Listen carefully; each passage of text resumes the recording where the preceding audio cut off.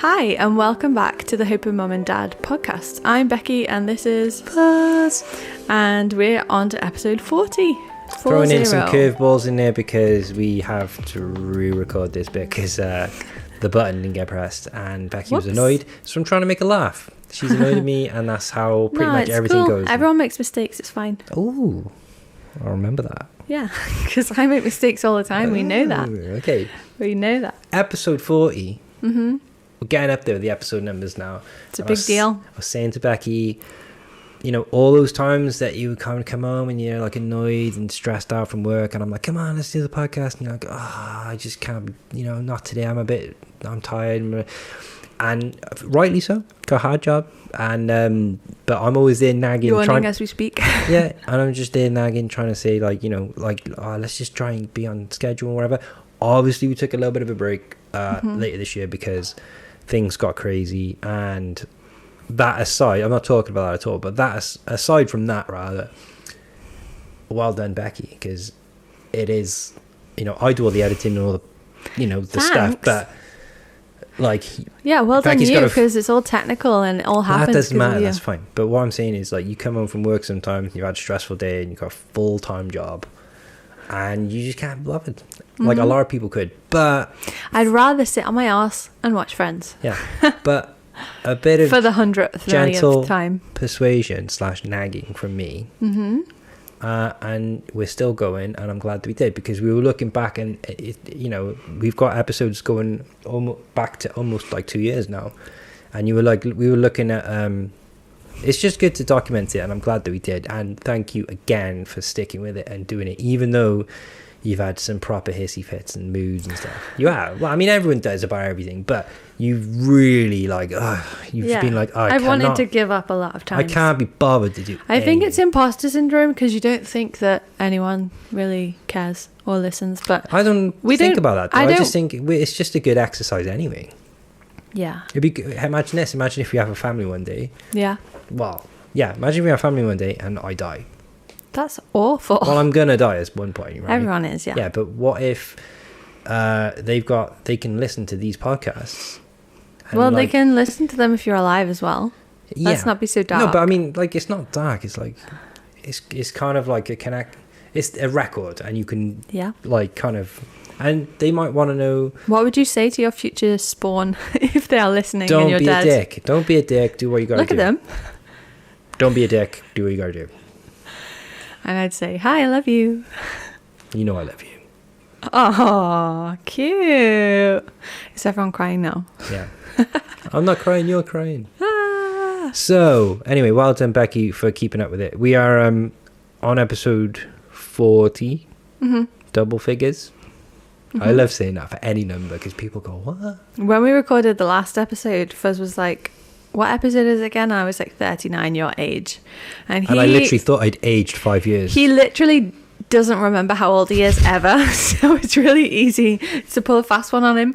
And he literally shit himself. Like, oh my God, I'm 39. What? Almost went out and bought a motorbike. Yeah. No. You can wait for 40 I'm for not that. going to buy a motorbike. So, Not in this country. We are up to episode 40. Things we've heard so far is our first round of IVF. That wasn't successful.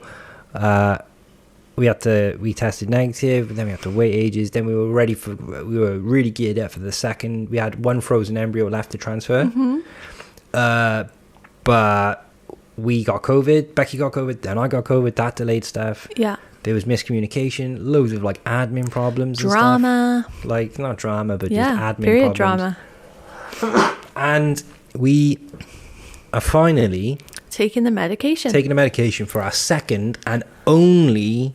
We've only got one embryo left. Yeah, and it's our a frozen one, and that's what we're doing now. So medication. Yeah, so I started taking the medication, estrogen tablets, on the 2nd of November. And as I said in a previous episode, you start on the first day of your period or the second day. Can't remember now.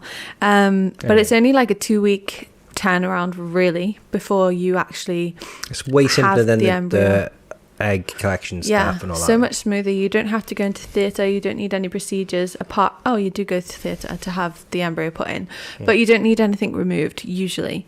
Sometimes people have to have things in between, like, I don't know, scans or checks. Yeah, just other things removed or procedures done. But we were lucky we didn't have to. So yeah, I'd started taking the estrogen. I think I felt okay. I didn't think I got too moody. Do you remember? No, but No. you were It's just angelic as always, probably. My general status is moody. So yeah, by the 11th of November, it was time to go in for a lining scan, because essentially what estrogen does is it encourages your lining to thicken up. So I can't even remember if I was like doing fertility foods. I think I was eating a lot of leafy greens, but you know, lots of people do like eat Brazil nuts, 5 Brazil nuts a day, and I think take pomegranate juice. I did all that. I've got an opinion one. on this diet stuff for nutrition, right? Because I've tried to eat healthy and get stuff in my diet all the time, and it's changing too much too soon is unsustainable. Yeah. And also, like, I do a lot of nutrition things and that for like my triathlon training, for like Ironman events. So like, I thought you were whispering something. No, I'm tired. But the nurses and stuff like that, they when I was saying to them, you know, I'm kind of interested in nutrition. Becky needs to take more protein, right? Yeah, and what about hydration and what about this? What about that? And anytime I kind of suggested like supplements or like protein shakes and stuff like that, which are basically like whey protein is great because it's like a good source of protein and it's got all the branched chain amino acids in it as well, which you need for its use. And so I was like, well, if it's good for athletes, why can't you pregnant? And they were just like, no. Yeah. No. And I was like, I think that's a bit.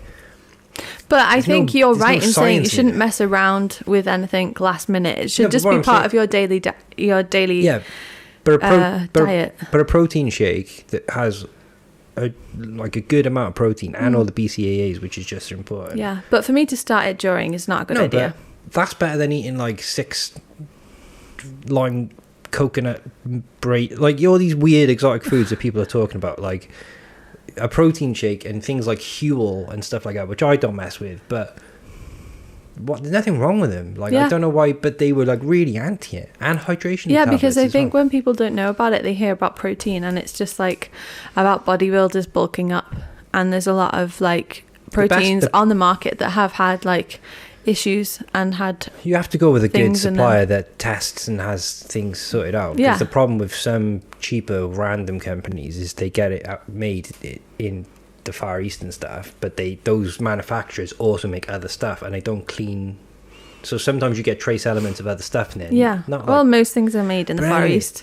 Yeah, but I mean, all I'm saying is, like, from an athletic or athlete point of view, when you do nutrition this way, because you know you need, you know, stuff to make you healthy, and the pregnant women need the same stuff. What's the difference? They're very anti it, and I don't know why.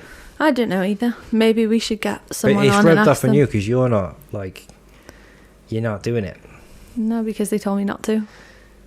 Yeah, I'm not going to fuck it up. Like, because if you do something they tell you not to do and it doesn't work, then you're going to say, well, what if I didn't do that? Yeah, maybe don't worry about it, but there's no proper reason why you can't, that we've been told anyway. Yeah. No one's actually said why. No, but they told you not to. Yeah, but if you can't tell us why not, why you shouldn't, I Yeah. don't really get it. Because Well, I'm just going to trust the professionals but like I don't most think people you're getting do. enough protein, that's what I'm saying. Yeah. And it's hard. You have to like eat, you know, actually Me and half the nation probably, and I'm not even a vegetarian, I know. so chill out. My diet's fine. I know it's fine, but if I'm just interested in general, you know, when they give advice to pregnant women and stuff like that, what's wrong with supplementing stuff if you're not getting Well, it? they do supplement stuff because most women are on pregnancy vitamins. That's a supplement. So they are getting stuff that they need. Yeah, no, And I'm on about like diet stuff, not like vitamins. I'm on about like protein, basically, because it's really hard to get enough protein. Yeah. If anyone out there knows, let us know. But like literally, it's really weird to buy this so anti any sort of protein supplements. Anyway, back to that. We got to the 11th of November, lining scan, to see if it was nice and thick. And that's done with Wonder, dildo cam, whatever you want to call it. How rude. an internal scan, and they just check. It has to be, I think it has to be a minimum of 7.5 or 8 millimeters thick, and it was fine. They were happy with how it was looking, so they booked us in for another PCR test 3 days later. No, on the 15th.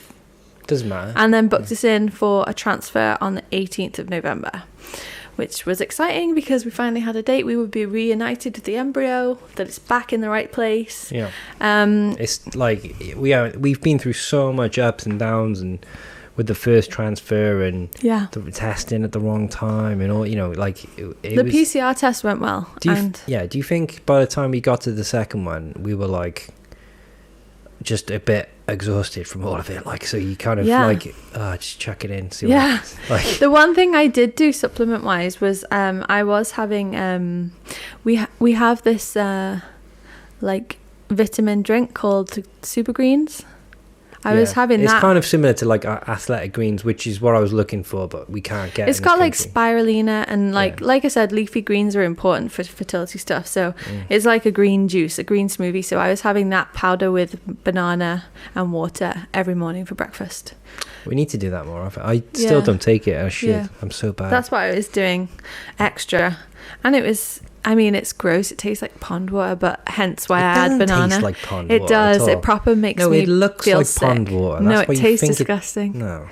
If I have it without banana and just have it with water, I have to have it as a tiny shot because it's so gross. You make such a meal out of it as well. You're literally like, ah! Yeah. And I'm just like... That was good. Yeah. So we had the PCR test. We had our date. Now it came to transfer and I don't know, there was a less of a worry about it because I was really nervous about the last one. Like I said, I hadn't really been into hospital for much and this time obviously it was less of an unknown. Do you think the first stuff kind of affected us so that like by the we were a bit jaded, is that what you mean? I think so. Yeah. But like going in for the first time, it was so like up and down and miscommunication and this, that, and it's like, well, actually, the miscommunication came after when it came to like booking our second one. Yeah. But you get so like just, oh God, come on. What I haven't mentioned before as well is that our last embryo transfer was on a Saturday, and the consultant who transferred the embryo, I felt like he was just not happy to be there on a Saturday. Pulled him away from his golf or something. Yeah, like I just didn't feel like he was bothered. Like, doing that, and we are. Why does it do that?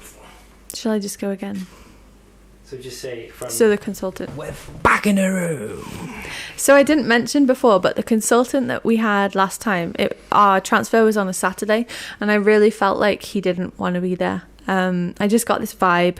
So I mean, like, I didn't think about it at the time, but more so after it failed. But yeah, going into this transfer, I was happy it wasn't on a Saturday, it was on a Thursday. We had to go in early again, super early to have it done. Fuzz wasn't allowed to come in. But if we were there to fill out paper, if I was there for a completely not needed to be there reason, I could go in. Yeah. But when it's like want to hold my hand reason, you can't go in. Yeah, nuts. And you saw couples in there, right? Yeah, there were other couples in there doing things that we'd done before, like sign papers, I guess. So what's the point?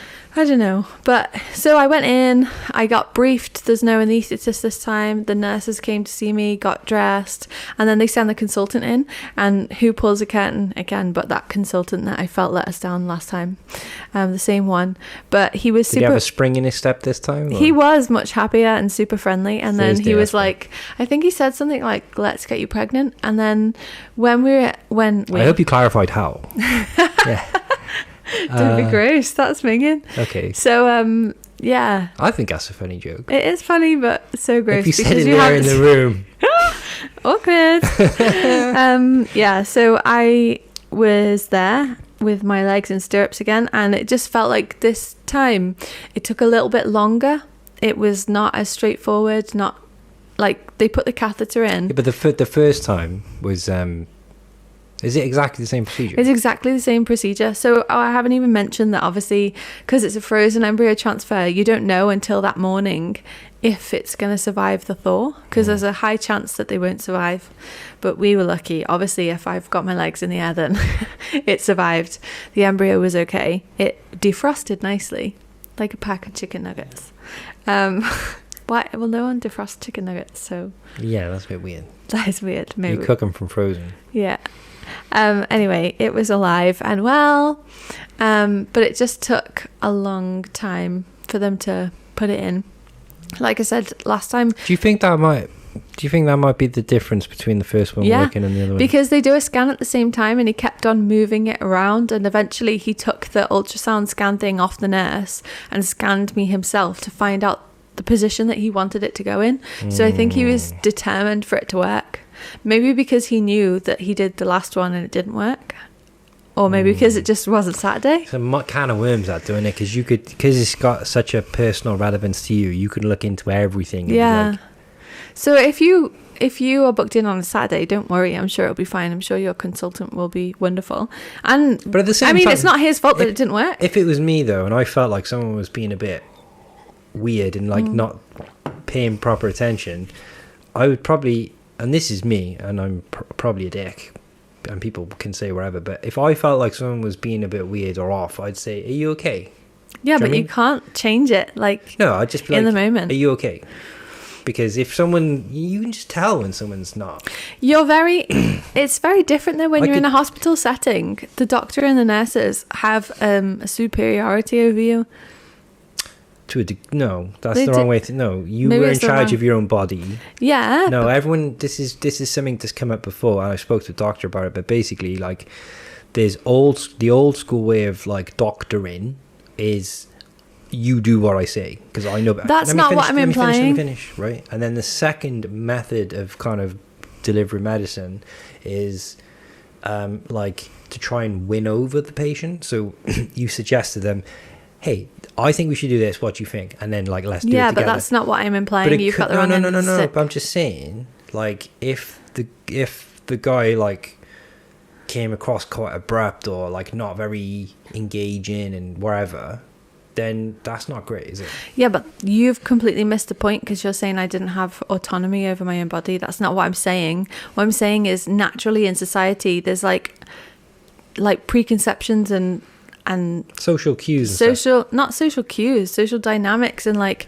social norms, and there's an air of authority if someone is a doctor, like they know more than you. But if someone looked like they were, I'm not going to question them while they're in the middle of a procedure. Not in the middle of it. But what I'm saying is, I wasn't there, so I wouldn't know. But but you don't know until you're there. But what I'm saying is, if it's a big deal. Yeah. And if you feel like something's a bit off, you shouldn't be scared to say, not be rude or anything, but just say, oh, is everything okay? Yeah, but what could they change? You've got your legs in the air. You've got an embryo that can't go back in the freezer. I wasn't on about the middle of the procedure. I'm just saying, if like you told me you had this impression, that like so, and that's all I'm saying. Anyway. So it took a little bit longer. He did the whole ultrasound himself, was happy then with the position of the catheter and shot the embryo in there. And then same as before, they take a picture of your uterus with the embryo, the little white liquid dot you can see in there, and let you video the screen, and then it's pretty much in and out. Wham bam, thank you ma'am. Like, you're pregnant until proven otherwise. Did it take a lot longer this time than the first time? Yeah. That's weird though, isn't it? It's the same procedure. Yeah. But everyone's body's different. Like, your body changes. I don't know. Did you have a nurse on the first one as well? You have 2 nurses and the embryologist and the consultant. Well, we can't, like you said, there's not much control you have over it. Yeah. But it's still interesting to look back on and think, why was that so fast? And why was that? Anyway. So something else that we did differently this time, I think I took the next day off work, possibly. Yeah, I think you said you were talking about it, saying like, I don't want to, because the first time you went straight back to work, right? No, the first time I stayed off work for the 2-week wait, right. And this time I think I stayed off the following day, or maybe I didn't, basically, I think you did. It was a morning procedure, and then I came home, didn't work, and then I don't know if I went in on the Friday or not. Either way, I remember us having a conversation about it, and you said, I don't want to be off. And I was like, oh, come on, just rest. Lie in bed and rest up. And you were like, nope. Yeah. So do what I want. Well, I want. Anyway, for the 2-week wait in general, maybe the Friday I was off, can't remember, but I went back to work. And I felt it was so much better for me this time because I wasn't thinking about it all day, every day. Because if you take time off, you have more time to think. And all you're going to think about is that. Because it's what you want. Yeah, so that was that. So the 2-week wait went quicker for me, really. Yeah. In general. So but I think, you weren't as anxious about it. It was a lot more manageable. Yeah. How did you feel about it this time? Like you said, I was just like, I'm just going to switch off until we go in. Because there's nothing you can do about it. Yeah. And like, I'm like that generally anyway, but then I got sucked into all the hype of the testing early and that stuff with you last time. Yeah. I was like, no, not allowed. I think we ordered a test. So the test date this time was like the 2nd of December. I think you said, oh, we need like the next day or the day of. You were like, let's go and buy some tests. And I was like, no. I just wanted to have them in, but you wouldn't let us have them in. No, because it's just a slippery and slope. Then I think we ordered them. Say like we were going to test on the Thursday. We ordered them on the Monday so that we would definitely have them in time. But then they came the next day. So I was like, look what arrived. And I was like, I literally hit them. And you literally hit them. You were really good. Because I got on that trip. I got on that trip before and it was not fun. Yeah.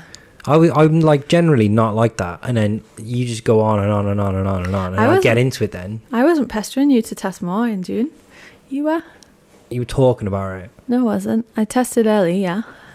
But so the wait was a lot easier. Yeah. Things were going kind of all right. Becky was back in. Becky was like working and not resting as much. I wasn't symptom spotting either. I hadn't noticed anything like maybe it's because you were occupied. Yeah, probably. I think I was a bit twingy.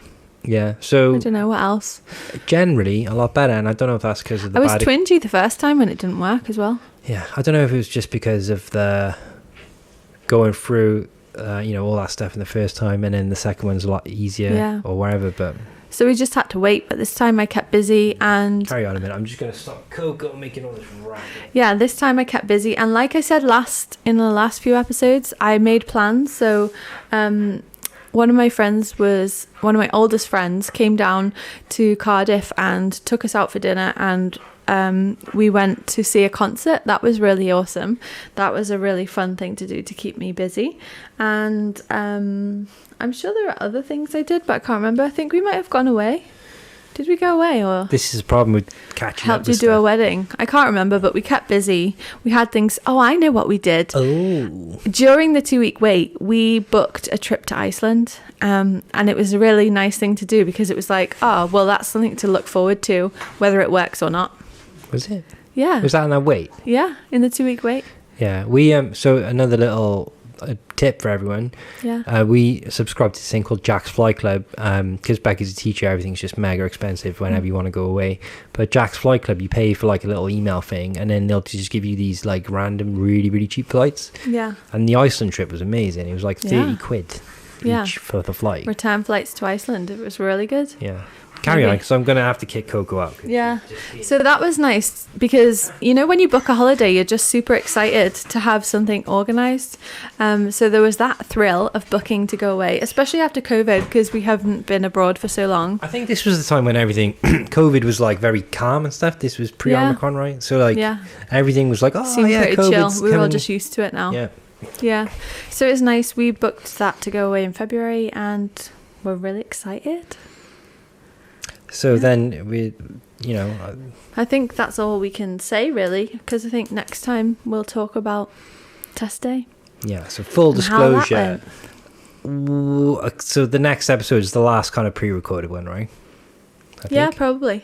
I think the next episode we're going to do is like the last pre-recorded one. Although I thought we were going to do on this one. But so anyway, no, the next episode we got is the last one, and then we should be live and updating like in real time and stuff. So thanks for bearing with us with all the like past tense and all this stuff. So we are a tiny little bit ahead of the updates that we're talking about now. But the next episode, in the next episode, we're going to talk about what we're going to talk about. Actually, I'll tell you what, should we leave it a bit spooky? Tune in next week to find out more. Tune in next week, and there's a big update, and we will get into it all properly and stuff. And we've actually got some, we've got some footage and stuff. Yeah. Of like a bit going in and hospital and bits real like time that. footage. Yeah. So the next one will be a little bit different, a bit more in the moment. Yeah, a bit more in the moment and stuff. And then after that one, we will just be catching up as normal, non-going back in time people. Yay!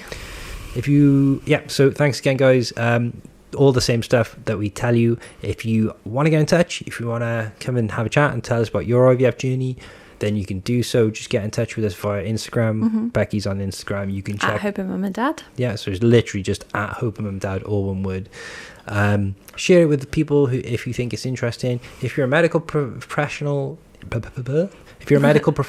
cringing at what we're saying because we're not right, and you got any opinions and you want to kind of talk about stuff or whatever, or clarify things, tell me we've got something wrong, wherever, happy to do that. We're just going off our experience. We're not medical people. You shouldn't listen to us for medical advice ever. We're just telling you about our experiences and our journey so far. So yeah, like, comment and subscribe if you're watching on YouTube, and you can listen everywhere you get your podcast from. And just help us share it with the people that might appreciate it, might be relevant. Yeah. Have a really nice day. See you in a bit. Bye.